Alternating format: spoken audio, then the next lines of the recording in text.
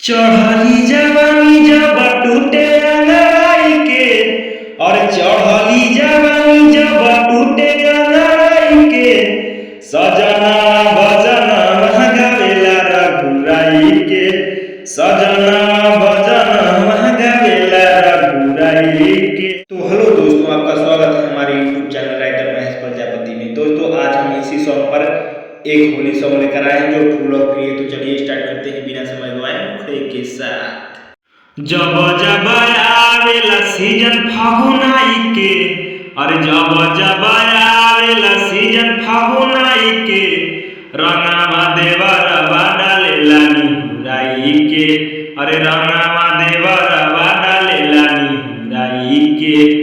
चढ़ली होली जब जाला नियराई के, अरे चढ़ली होली जब जाला नियराई के, रंगावा देवरवा डालेला निहुराई के, रंगावा देवरवा डालेला निहुराई के।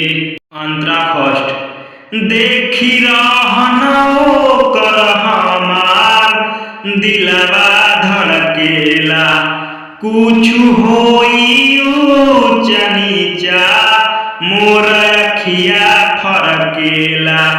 माने नहीं देखेला अचारा हटाई के, अरे माने नहीं देखेला अचारा हटाई के, रंगावा देवरवा डालेला निहुराई के, अरे रंगावा देवरवा डालेला निहुराई के।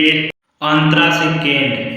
लह तो करे ही से बाटे हे घर नइखे सजनवा हो, महेश राजा रोज रोजे करे गजनवा हो।